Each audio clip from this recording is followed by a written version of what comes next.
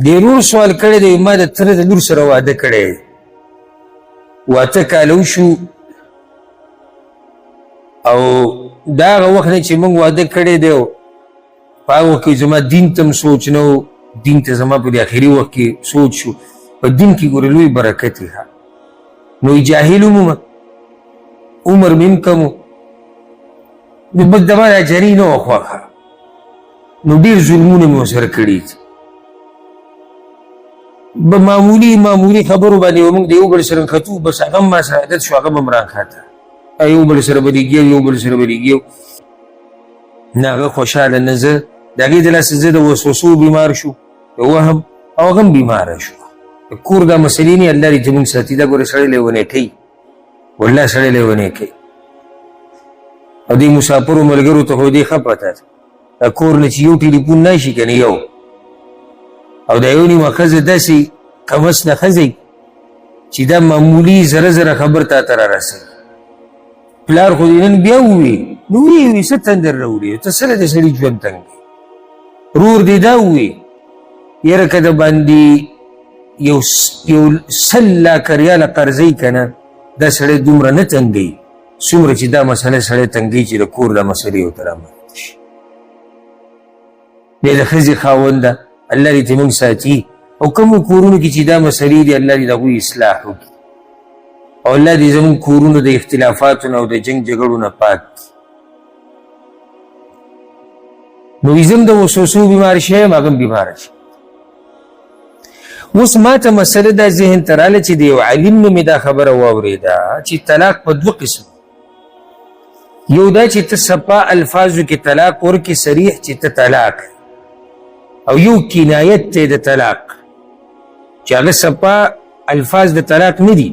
خو په هغې سره هم طلاق واقع کیږي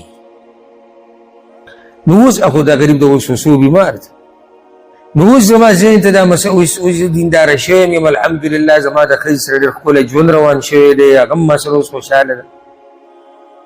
اوس دا مسله مې ذهن ته راځي چې دا خو به ما ته راکه کړي نه ځکه چې دې ته به ما په جنګ کې اکثر دا وي چې موږ به ډېر یو بل سره ګرم شو نو دې ته به ما په دې جنګ کې اکثر دا وي چې زه تا نه غواړم راځه د پلار کره دې بوځم راځه زه تا نه غواړم پلار کره دې بوځم دا خو صریح طلاق خو نه دی دا خو داسې نه وي طلاق خو کنایت کې راتلی شي او که نه ځکه زه ورته وایم زه تا نه غواړم او راځه پلار کره دې بوځم د دې به څه جواب اول خو دا زه ټولو وروڼو خویندو ته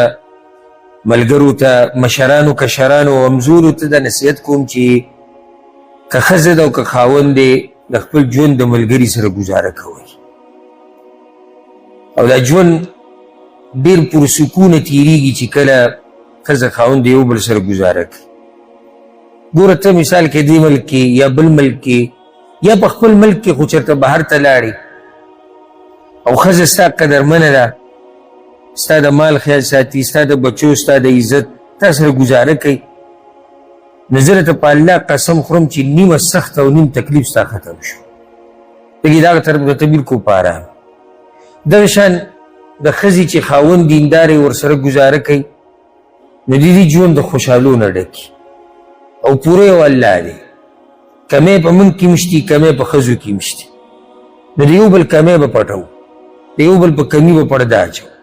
ځکه چې موږ کې هم کمی شتي خو ښځې موږ ته مخامخ ویلی نه شي نن سبا خو هغه ښځې هم ډېرې لږې دي وایي نن سبا یې وایي چې تا کې هم دا چل دی نو څه کمی موږ کې هم دی او څه کمی هغوی کې هم دی نه پوره هغوی دي نه پوره موږ یو نو د یو بل سره به څه کوو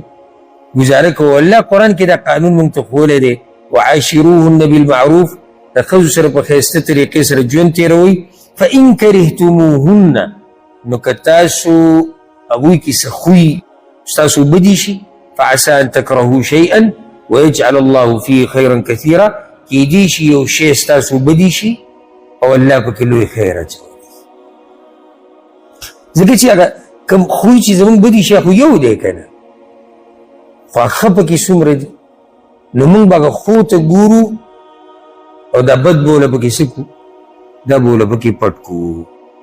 راځو ضرور دې مسلې ده دا خبره صحیح ده چې طلاق 2 قسمه ده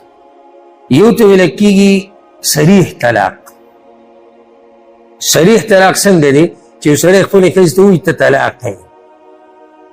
ته ما طلاقه کړې یې، ته په ما طلاقه یې، دا قسم الفاظ دي ته صریح طلاق. دویم هغې ته کنایه وایي، لکه یو سړی خپلې ښځې ته وایي ته پوه شه او کار دې پوه شه، د نن نه بعد زما په تا کې څه کار نشته، غوسه کې راغی، ته پوه شه کار دې پوه شه، نن نه بعد زما په تا کې څه کار نشته. یا لکه څنګه چې دې ورور ورته ووایي زه دې نوره نه غواړم پلار کره ځه، او داسې پې نور مثالونه وایي. نو د کنایې د طلاق چې دی دې باره کې مونږ ډایرکټ نشو ویلی چې دا واقع کېږي، ځکه دلته ورسره نیت لازم دی. بل خو صریح دی، خو واضح دی، ته طلاقه یې نو صفا خبره، خو دلته یې ورته ووایي پلار کره ځه، طلاق واقع شو، مونږ به څه کوو؟ نیت ته به معلومات کوو. نیت دې څه و؟ یاره وي نیت خو مې دقه و چې طلاق ورکړو، نو چې نیت ته طلاق دی بیا هم غلی ناست یې، بس واقع شو. او چې نیت ته طلاق نه وي نو بیا طلاق نه دی، اعتبار نیت لري. نور دې په دې کور کې ویننم، کله غوسه کې سړی داسې ووایي دلته اوس نیت دې څه و؟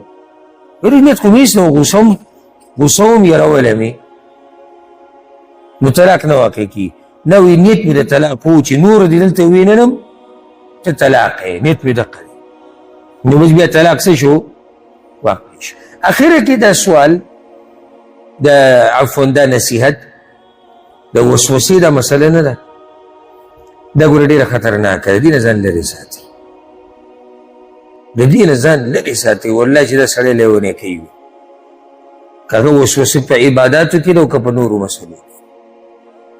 مه کوئ دا وسوسې او سوچونه او فکرونه سړی لیونی کوي، ځکه چې زما خوا ته ډېر زیات راځي، ډېرې زیاتې دا مسلې راځي. باید طلاق ولري. د نږدې ورځو کې یو کس راغلی او غریب دقه یو خبر رانیولی، وایي ښځې ته مې هغه ټکي ویلي ټکي، نو مې څنګه دي ویلي دي؟ یقیني ته پته لري چې تا ویلي دي؟ وایي نه هسې داسې ځان سره سوچ شروع کړم که نه کار کې، نو داسې راته ښکاري چې ما چېرته ویلي دي. دا سړی اخره کې لیونی کېږي چې ولې قصه راوایي. او دا یو مثال ما تاسو له درکړو ګنئ، زما خوا ته بې شماره داسې خلک راځي چې د طلاقو دا وسوسه ورته ده. الله تا په دې وسوسو نه رانیسي. طلاقو ته ویلو ضرورت دی، د لیکلو ضرورت دی، د نیت ضرورت دی، ارادې ضرورت دی. په دې قصو میسو ښځه نه طلاقېږي چې یاره زه ناست وم یو راغلی و که نه زما خوا ته، وایي پته نه شي چې سهار مانځه نه بعد مې ورته ویلو که نه مازدیګر مې ویلي دي، هم دې وسوسو بیمار. نو د دې مسلو کې مخکې مه ځئ چې څومره به کې مخکې ځي ته ښه بیمارېږي، څومره چې مخکې ځي ته ښه بیمارېږي. الله دې موږ د وسوسو وهمونو نه وساتي. باقي سوالات او جوابات به انشاءالله پر روان نشست کې کوو. الله رب العزت موږ په دین باندې پوه کړي. هذا والله اعلم.